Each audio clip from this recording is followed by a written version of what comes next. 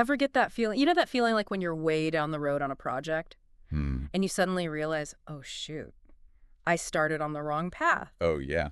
Yeah, today's deep dive, it's all about avoiding that feeling. Okay. But in the world of research. Okay. So we're going deep on planning, like really planning social and behavioral science studies. Mm-hmm. And we're trying to extract, like pull out practical wisdom from, honestly, some seriously dense academic writing. Yes. And trust me, um, this isn't just for, like, academics, right? Right. This isn't just about getting research papers published. Right. This is about making sure your work, whether it's like, a formal research study Right. or even just, you're trying to understand your customers better. Yeah. It's about making it actually make a difference. Right, because who wants to be that person? Right. Right. Who spent like months on a study Yeah, only to have it like totally dismissed because there was some design flaw. totally. Talk about research heartbreak. Oh, the worst. So, okay. Our source material today really dives deep into this whole planning phase. Okay. And one thing that jumped out at me, get this, the statistic, about 90% Wow. of research papers, they get rejected from journals. It's really high. Yeah, it's a lot, right? It is. Yeah. And often it's due to like avoidable planning mistakes. Yeah. It's like, what is that old saying? Measure twice, cut once. Yes, But for research, totally. we're talking about asking the right questions, like right from the get-go. Which makes you wonder, what are those common pitfalls, right? Because this isn't just about having like fancy statistics software. No. Right. No, it's not. It's about the foundation. Think of it like building a house, right? Yeah. You need a solid blueprint before you even think about like paint colors. Right. And research needs that blueprint too. Yeah. Like a really clear plan. Okay, so planning is key. Yes. But here's where I always get tripped up a little bit. How do we make sure this research actually matters outside of academia? Like bridging that gap between like the ivory tower and the real world. Oh, for sure. You're hitting like a really important point. That's the it's like the infamous science practice gap, right? Yeah. And our source material, it actually calls this out. It Yeah. talks about how research can get sort of stuck in its own little world. Yeah. A little bit of an incestuous closed loop, it actually says. Yeah. Oh, yeah. But there's a solution. It's called the design science approach. Okay. Design science. Tell me more. So design science, it's about research that isn't just descriptive. Okay. It's about building solutions into the research itself. Interesting. So like imagine you're trying to improve customer retention. Okay. Instead of just studying, like why people leave. Right. Design science would say, okay, let's actually test different retention strategies as part of the research. Ooh, that's brilliant. Yeah. So it's research that's inherently useful, not just sitting on a shelf somewhere. Exactly.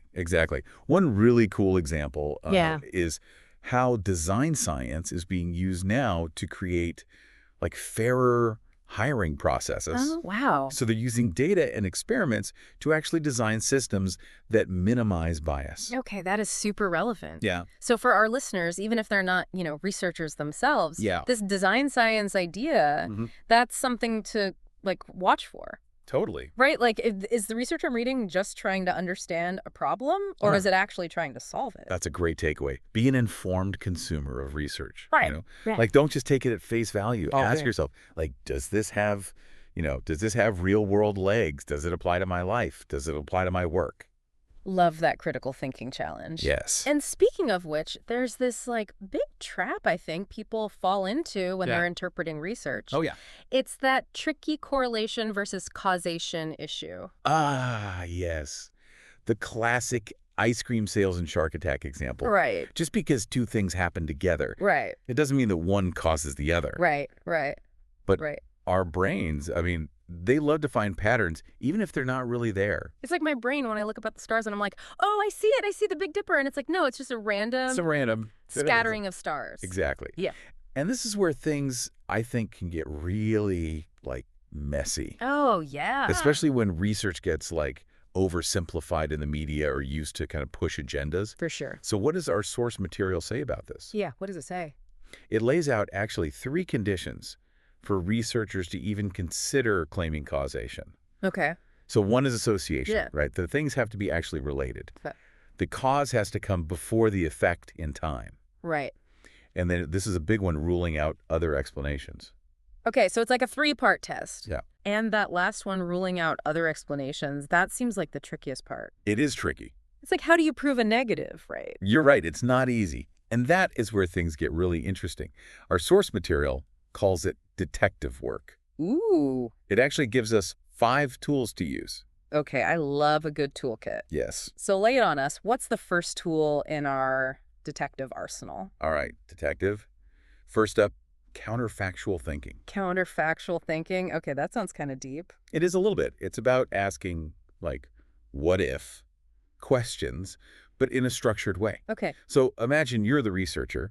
You found this link between, we'll say, employee training programs and how satisfied people are with their jobs. Okay, yeah. Counterfactual thinking says, okay, what if those training programs never happened? Right. Would those employees still be just as happy? So it's like trying to rewind the clock and see what would have happened if we had just like not done that training, which obviously we can't actually do. Exactly. We can't recreate reality. Right. But by systematically, like considering these different alternative scenarios, Right. Yeah. researchers can get a better handle on whether the training really made the difference.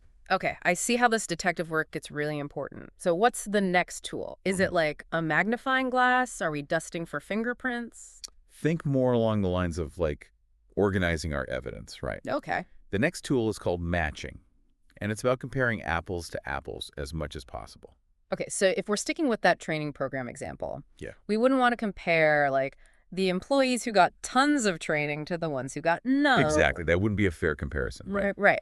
Matching is about finding groups that are similar on other important factors. So maybe that's like their age or their experience level, what department they work in, those kinds of things. Right. So that then any differences in job satisfaction that we see, they become way more meaningful. Makes sense. It's about like leveling the playing field to isolate the impact of that training program. Yes. All right, what else is in our detective kit? Next up is a tool I bet you've heard of, control variables. Oh, yeah. And like our source material points out, they can be a little bit of a double-edged sword. Yeah, the source material actually called them a common methodological vice, which I thought was a kind of a bold statement. Yeah, I like that. So remind us, what is a control variable and why all the controversy? Yeah, so a control variable is basically any other factor that a researcher includes in their analysis to make sure it's not like skewing the results, Okay. right? It's about ruling out those alternative explanations. Right. Okay, that makes sense. So what's the problem? Why are control variables so tricky? Well, it's all about using them strategically, Right. right? Not just throwing them in because they seem important. Right. So our source material highlights a few things I think to watch out for. So first, researchers need like a really solid justification for including a control variable. So no throwing in everything but the kitchen sink just to see what sticks. Exactly. And they should be really upfront about why they chose certain control variables and not others. Okay. Like transparency is key. Right, because otherwise it starts to feel like, they're cherry picking the evidence to just support their conclusions. Literally. Okay, so control variables, all about being thoughtful, being transparent. What are the last couple tools? Give us something powerful to wrap up this detective kit. All right, so you're ready for the final tools in our detective kit. Yes, hit me with it. What else can researchers use to make sure they're not getting, tricked by those correlations? Okay, fasten your seatbelts for these last two. They get a little complex, Okay. but they pack a punch.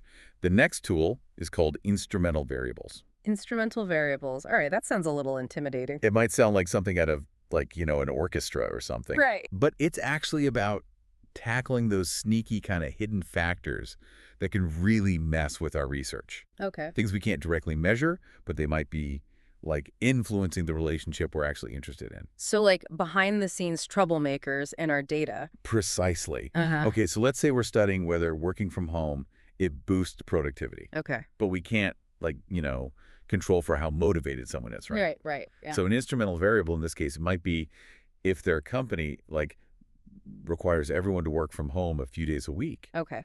So that requirement, it's related to working from home, but it doesn't directly impact, how much someone wants to work hard, their individual drive. Ah, that's clever. Yeah. It's like finding this back door into the data Yeah. to kind of get around those hidden factors. Okay, what's our final tool? Last but not least, we've got quasi-experiments. Okay. These are a researcher's best friend when, like, a true experiment, with random assignment, it's just not possible. Right, I've heard of this. It's like taking advantage of those like natural experiments that are already happening out there in the real world. Exactly. So imagine you're trying to study the effects of, let's say, a new city ordinance on local businesses. Okay.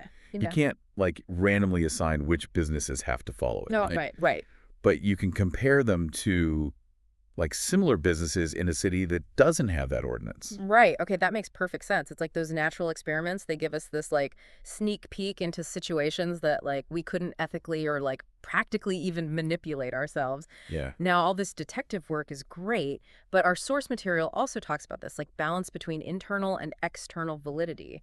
Yeah. So can you remind us like what are those all about again? Absolutely, yeah. So I always think of it kind of like this internal validity. It asks, did we actually do this study right? Okay. Whereas external validity asks, like, okay, but does it actually matter in the real world? Right. So internal is like how confident are we in our methods? Did we do it right? Yes. And external is like, do our findings actually apply to other people and situations? You got it. Okay.